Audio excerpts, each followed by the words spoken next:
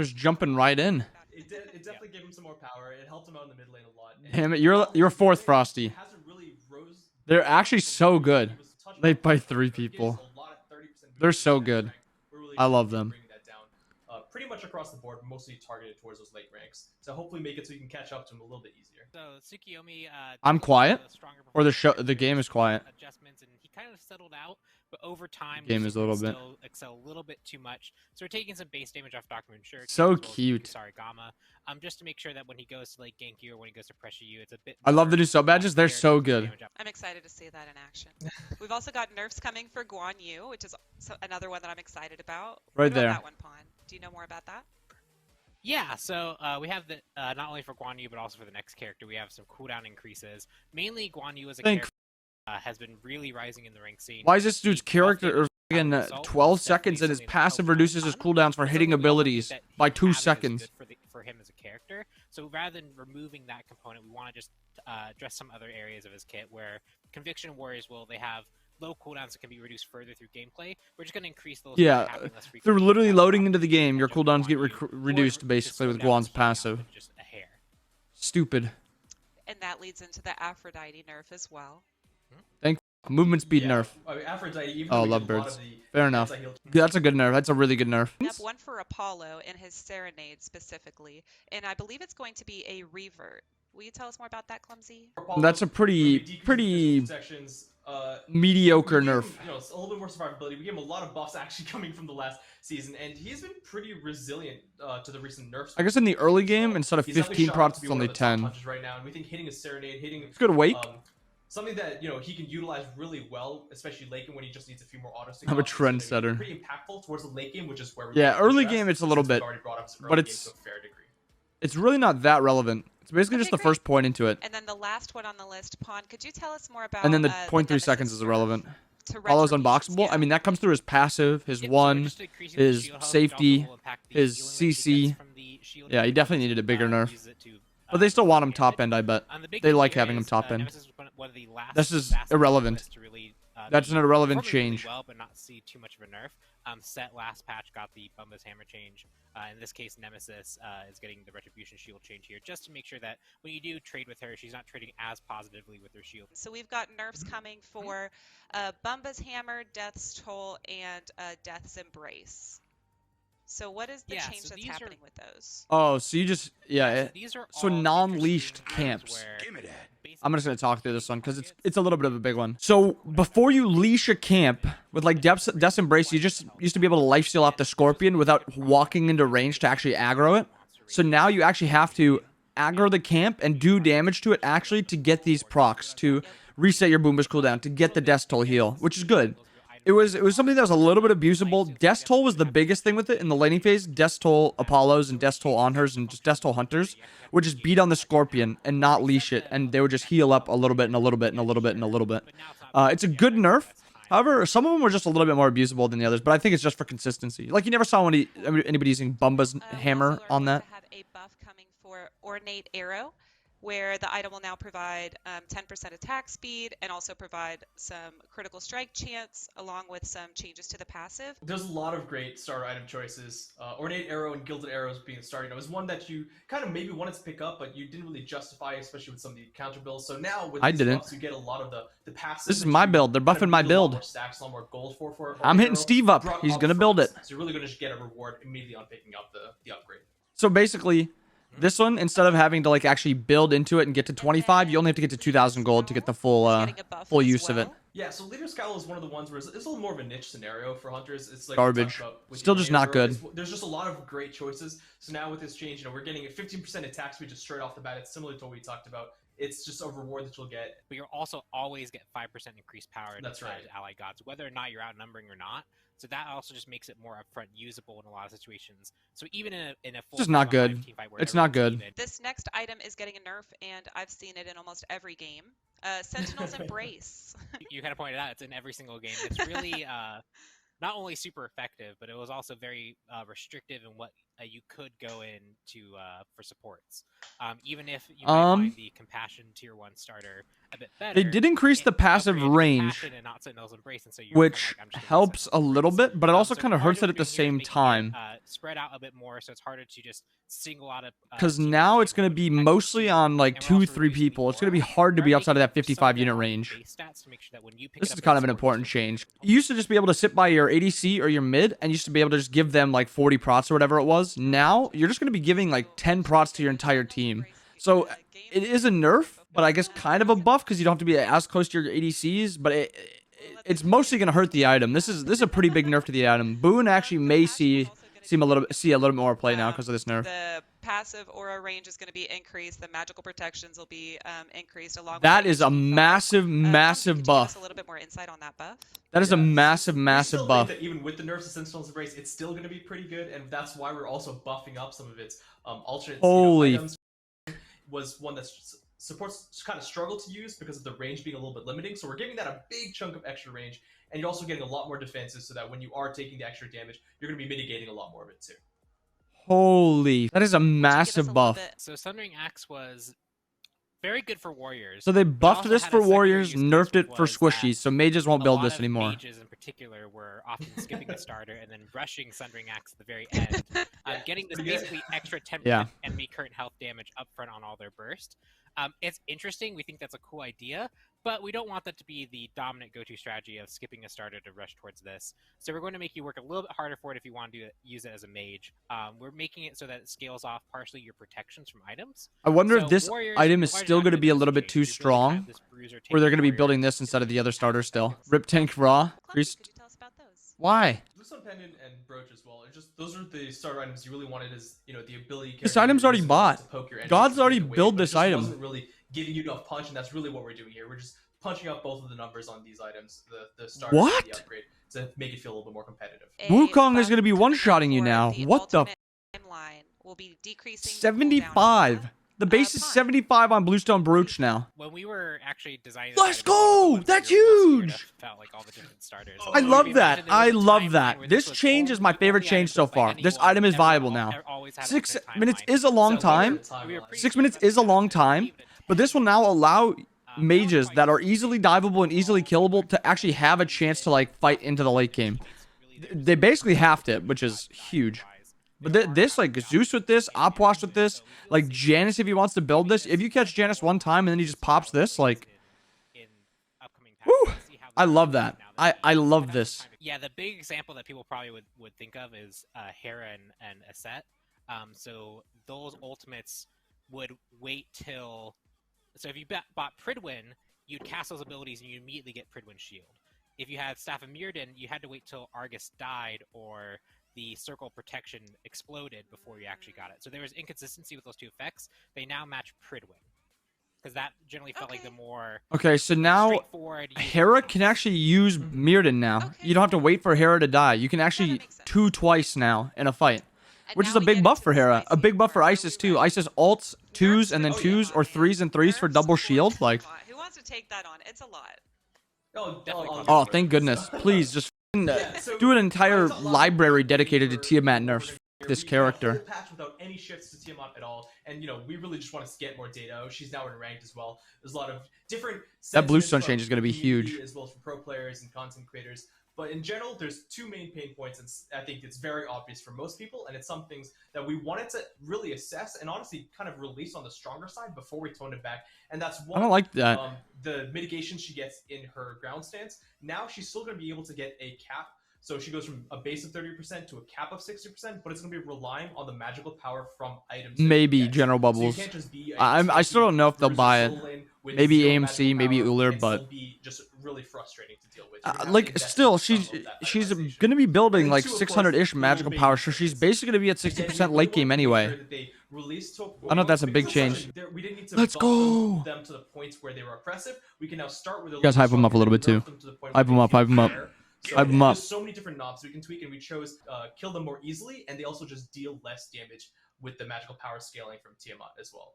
On the other side of things, it's a little bit of a shift because she got 2 appropriate nerfs, and a lot of people said out of the 3 ultimate buffs, ultimates in general, one of them kind of needed a buff to be a little bit more alluring, and that's the Storm.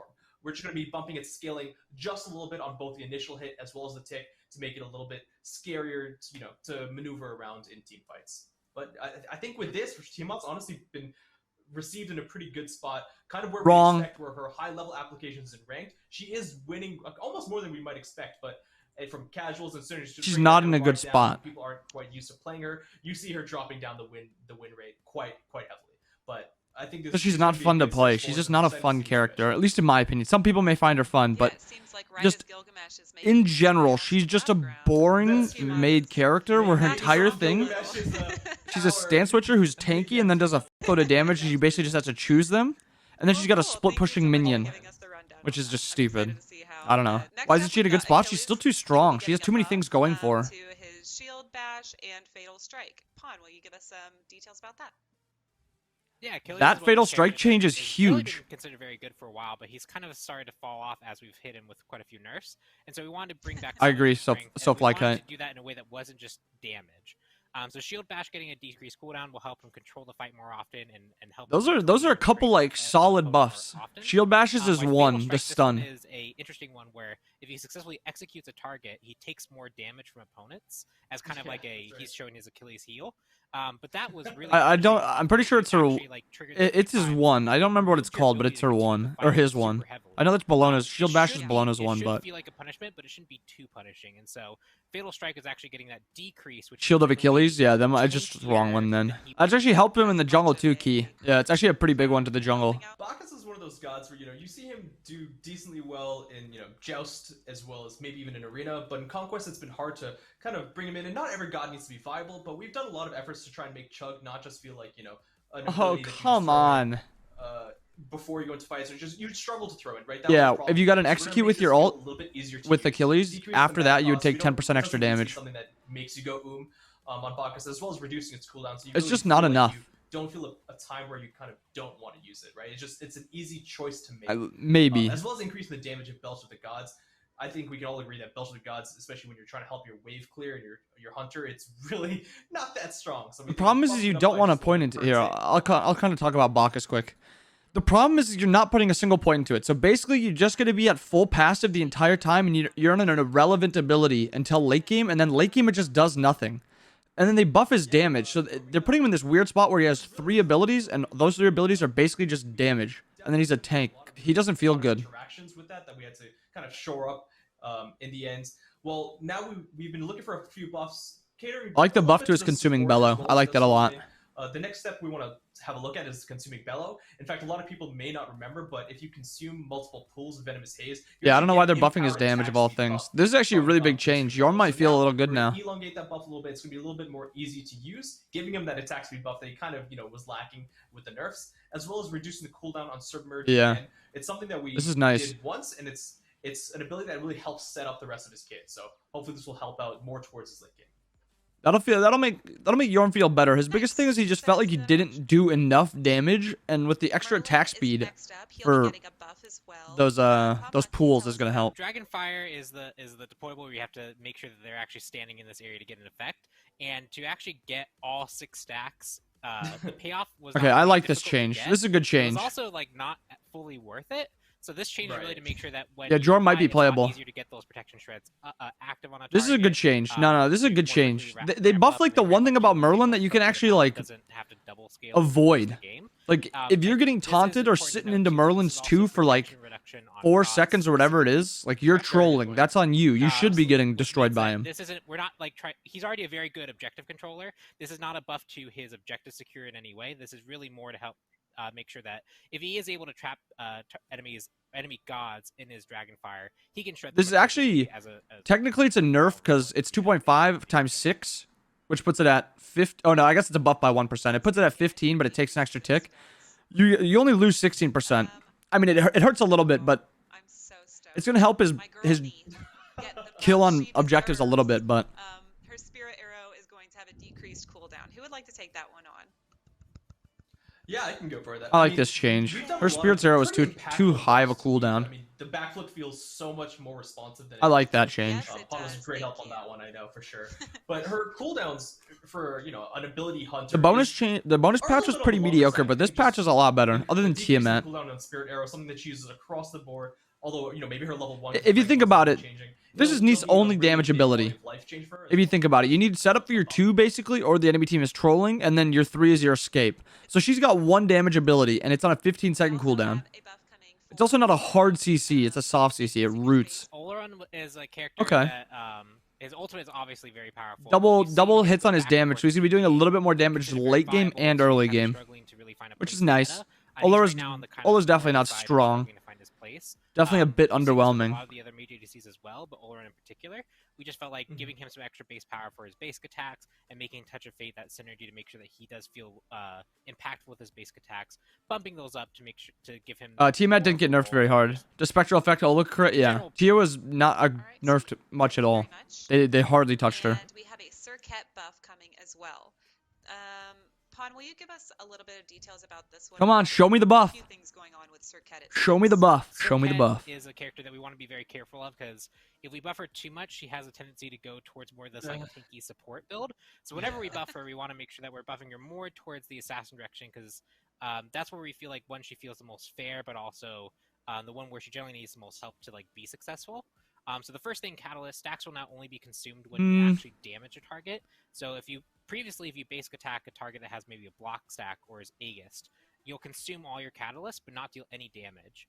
Now it'll actually wait until you actually damage with that basic attack. So you get through the block stacks, you get through the Aegis, and it'll actually proc and deal the damage. So you're not going to waste your passive. Not going to be too much. In general. And the second one is Last Breath. We're bumping up the physical power scaling. If you build more power, this true damaging ultimate is going to get more power. So you're really incentivized to build power on her, especially because tanks and junglers get buffed the most. Jungler's underrated. Jungler's not very good. Its true damage is very good. Wrong.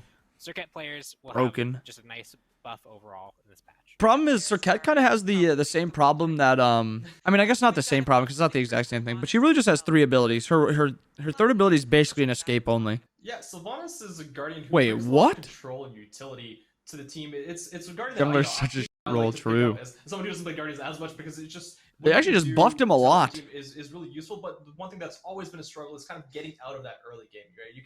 You can heal your teammate a little bit. You can damage the enemies if they're nearby, but even though your basic attacks are a radius and hits everything in that area, it's actually you're just not doing enough because you've only got verdant growth on top of that. And so that comes to these 2 buffs. We're going to be buffing his basic attacks as well as his verdant growth to try and get you out of that phase a little bit earlier. That's not bad. Better towards the late game as well, where the scaling on verdant growth will. That is not bad at all. If you build a little bit of power on Sylvanas, he's gonna swing now. So maybe that Deso build that I ran on Kabrakan with him. Zhong! The Donger's back! Let's go! Exposed Evil, this is the card. No chalk buff. You take damage is going to ramp up a bit more effectively. So if you're no, that 50% is nuts. That is nuts. You're going to feel this more, but that also synergizes with. This isn't that much. It's going to be consumed. I think it ticks 5 times, so it's an extra 25%, which is good. Hardly any of the time in the late game are you going to let your one tick the entire 5 seconds. So that wraps up all of our balance. So wait, no items? Oh wait, no, the items were first. I'm an idiot. Hopefully Mario cuts that part out. No. I will say, Smite's character design, like base character design, is so good. Even Tiamat looks cool as like all their characters at least look good.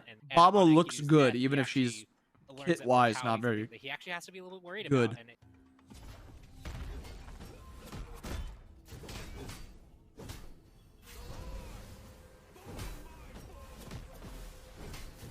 oh my goodness, this is so dope. Really, it's the drop kick, right? That's oh, brother. The drop kick is oh, so brother. Oh, brother. That is great. Yeah, oh, I can't wait to get in the ring with this we're guy. kind of giving everybody just a quick glimpse at what Gilgamesh can do. They might notice that he's got a round shield just kind of flashing in his inventory. How did he get that round shield? So that's the epic of Gilgamesh. You're going to actually adventure as Gilgamesh. You're going to... What the different things you have to do around the map. So the big thing here is at level 5, you'll get your first quest. These quests can be completed at any time throughout the game, but they have different requirements. The first quest is visit location on the map. So you can see when I spawned here, it was here. This is mostly just because the Nike pass where she just gets something for free. All the time. But what it'll do is when you hit level 5, it'll pick a location on the enemy side of the map that is close to kind of where you were when you hit level 5. So if you're in solo lane, it's going to be kind of around the enemy speed buff or the enemy harpies. If you're in dual lane as a support, it's going to be more around like the purple area. But it's going to encourage you to go actually adventure into the enemy side of the base to find a location. If you successfully get there and walk This is over what to Robin that was supposed to on the be, like a ground, 1v1. you get a tier 1 item. So that's the reward for any of the quests. Said Robin And does at level 10, you get a second quest, nothing. which is to... The first one was to adventure. The second quest is to conquer. You have to defeat half the enemy team. Oh, that's what you mean, the Nike passive. So if a big team fight erupts and 3 of the enemy teammates or the enemy team members die, whether you got the kill or assist, you will actually complete that quest and you'll get another reward for that, which is another random tier 1 item. Talk to me. What if I have a full inventory whenever I complete a Yeah, quest? it's random. So the general rough value of a starter item is around 400. Basically Nike to 500 passive in gold. terms of you just, do like, something, sell it. get So maybe something. you get an item, you're like, I'd rather finish my tier 3 than use this. You'd sell it for about 500. That's what we're going to give you if you have a full inventory. So that's the alternate reward if we can't put an item in your. So if you have full inventory, you just get 500 gold. Gilgamesh, when he adventures, he finds all these artifacts throughout the story. And so this is an artifact that we've kind of imagined from the weaponry of the time, where he has this weapon that's forged in the sun. And as such, it ignites with the heat of the sun. So you can see here, you have these smoldering embers on the sword towards the bottom. When you activate your 1, they're going to ignite and erupt into fire. And you can see his whole weapon is now basically this giant torch. Enemies who are caught in this ignition take damage and are slowed. And Gilgamesh now deals damage to targets, some extra bonus damage for hitting targets. Magic damage. Equal to his maximum health. So right now I believe it's equal to about 3.5% of his maximum health. So the more health you build, the more effective. So you got Animosity. And you can so this ability is Animosity. As I keep attacking this Odin, the buff is still on me. It's staying on me. It actually extends in duration the more successful you are. So if you activate this and can keep attacking your target, you get to keep this buff for up to 12 seconds. So you can actually have this pretty much indefinitely. What? You can chain it into the one going off cooldown and like activating again and getting it all refilled. This dude's gonna be a full tank since we're talking about warrior. I'm not sure. If and he's gonna be autoing you for 280 damage. Some new tech that we added in. I'd assume it's stack to help out. But it's percent of his health. Same with Animosity. They both do magical damage. He's gonna be a 4K tank, 4K health tank, and he's gonna be autoing you for 450 damage. Have fun. Have fun, squishies. Kill him. I dare you. Try to kill him. Do it. See what happens. Slight buff to your chin's build. He's gonna be autoing you harder than you're autoing him. He's gonna be autoing you for 400 because of Animosity and his 1. Your chin's is hitting him for 45. His double Animosity is hitting you for 300. That forward momentum while still allowing full 8-way control, and it's just really fun to play with. Woo, power creep. Back end tech art, very complex changes, and it's a That's Torx autos. Impact that you might feel, or if you're someone who's really interested in animations, you might notice it more than others. But his 1 is back up, but it's still not even off. Animations, and we're going to be using it on. He can keep it up permanently if he autos you enough. Even if maybe the lesser eye would. It does what? What? It goes off cooldown immediately. He can literally just auto it enough. But I have a feeling that Gilgamesh has. What? It can last 12 seconds and is a 10-second cooldown. You can have your 1 perma up if you're autoing someone. That was just cool. What I did there was just very cool. So drop kick. Don't let them auto you. It's a drop kick. Yeah, I don't know that light. I don't know that part. Send them flying. I like that. That is sick. Okay, his 2 is a sick ability. They'll stun. So you can see here. Oh, let me send cooldown back on. If I send this Odin into that other Odin. This is Lee Sin's ult. That's Lee Sin's ult. Oh, I guess it doesn't go through. Never mind. It's not Lee Sin's ult. Stun multiple targets. Or you can just send them flying back to your team. You can send them into a wall to follow up with your 1.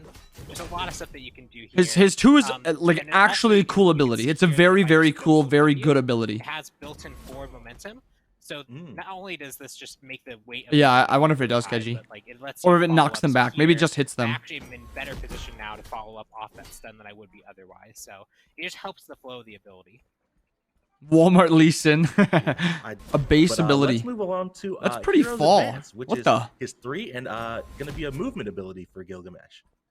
This is his jump, right? Yep. So here's Advance is the main movement ability for Gilgamesh. He targets a ground location, and you can see it's quite a big area. It actually hits this whole area as well. But when you land, you have this field that gets created.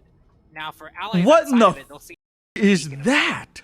And as they run towards it, so you can see if I run out of here and start running towards it, I'll get some movement speed for running towards it. So this is your way as the warrior to jump into the middle of the enemy team and be like, hey, teammates, we're fighting here right now. Everyone gets a boosted movement speed to get there. I like that. Boosted inside of it, movement speed to everyone. Some of that movement speed, but yeah, better tier ult. Equal to 10%. Yep, you're right, Jackson. It's literally a better tier ult. Percentage of Gilgamesh's highest protection.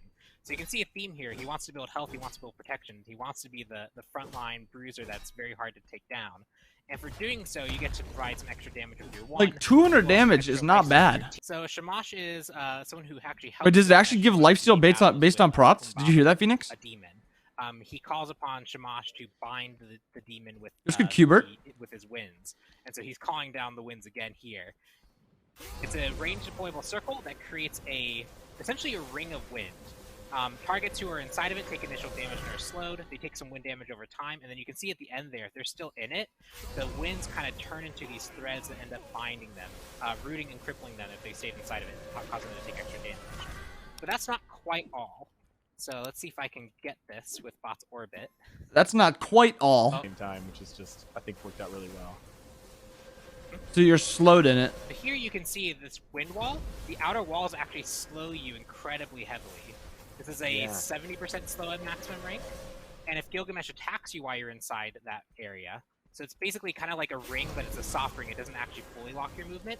If Gilgamesh attacks you while you're inside that ring, the slow area of it, the ring will actually knock you back towards the center. And you can obviously combine this with your drop kick to send them back at you. So you get to bounce them off the edge of the ring. So Gilgamesh's whole game plan really is to cast this on a team and then use his attacks and damaging abilities to keep them inside that ring for as long as he can. He's just all about the business. He is here to fight you. Why would you pick Odin? Really straightforward. Talk to me a little bit about, what we've been seeing. Why would you pick Odin? So when it comes to playing him in Conquest, we've been playing him in... Nobody, I mean, I guess some people still build Devos, but... Jungle. Early on, his damage was very high, so he was doing really well in the jungle. But as we've tuned balance for him, he's really found his home. He gets slowed too? He's very effective at boxing out opponents in lane, really fighting for lane control, and just kind of trying to pressure out opponents with the drop kick, trying to send them back into the tower or send them away from the wave. The one, because of the way the cooldown works, where when you activate it... What did the 3 do? It's a jump. It goes on cooldown. That's about the size of Bellona's ult. And it gives lifesteal based on his prots to allies, and you move faster walking towards it. So you literally have just on her Gilgamesh dual lane, you both just jump in like absolute psychopaths, and you both just knock the other one back. Focus from him, we have, that's something that a warrior hasn't brought new to the game in a little while. It does give him some flex potential as well. Potentially he could be played in the jungle, but I think he does really well in the solo lane. If you use that leap, which has a really big hit area, you can poke your enemy god and then group up the minions really well with a 3-1 combo to just clear the lane really effectively, and then you're getting a lot of swings in, so you always have a lot of uptime on that scimitar. So he plays great in both roles, honestly. And he's just a very fun god who does who just gets up in the mix. Really, that's what warriors are really designed to do, and Gilgamesh does that very well. I guess just my thoughts on him quick. His passive just allows him to get just farther ahead. Even if he doesn't use the item, he can just sell it. It's not hard to walk into the enemy jungle. The second one might be a little bit harder. You got to kill people, which is something, but you get a free tier 1 item or 500 gold. His 1 is broken. That thing, if you keep autoing with it, the thing will never go on cooldown. You're always just doing extra damage than other people will do. His 2 is a sick ability. Probably one of the best abilities Smite has added in a while. His 2 is really cool. I think it's going to be a very strong ability too. His 3, it just does so much. Odin 1 does damage. I'm trying to think of other gods that are just jumps that don't do anything. On her jump knocks back and does a little bit of damage. Got rid of the trees. They will start to dissolve away. So no longer will players be able to hide. This is big. Under the tree. That is big. They said this is for ultimate height. They're going to implement a thing for just tall characters or characters that are just where you see the trees around you, where it dissolves those too. Which is another just super sick thing. It just makes the game look better. It makes the game feel better. It makes it visually better. I don't know another word to use. It's just everything about that change right here is just makes the game better. He's a warrior, basic attack warrior with abilities too. His 1 is a buff to his autos. His 2 is a knockback, kind of like an on her impale. His 3 is a jump with a buff in the jump. And then his ult is a giant tornado that does damage. We've got Better Osiris, Ascended not really. Gilgamesh. He's Season kind of Pass more of an 2021, Erlang. A limited lot of recolor. As CC, soon as a lot of Gilgamesh goes damage, live a lot of on sticking April potential, 20th, high damage. Yeah, he gives me an Erlang feel more than Look, any he other wants- warrior. He looks like he Oh, wants to God. get out and adventure so Erlang bad. or- He's like, "Oh, why did I have to come to this meeting?" Maybe a little bit of a know, horse right? because On he is a bit of a story combo mode. god with his 3-2. His 3-2 makes him a little bit of a combo god, but that's the what's it called? Nice.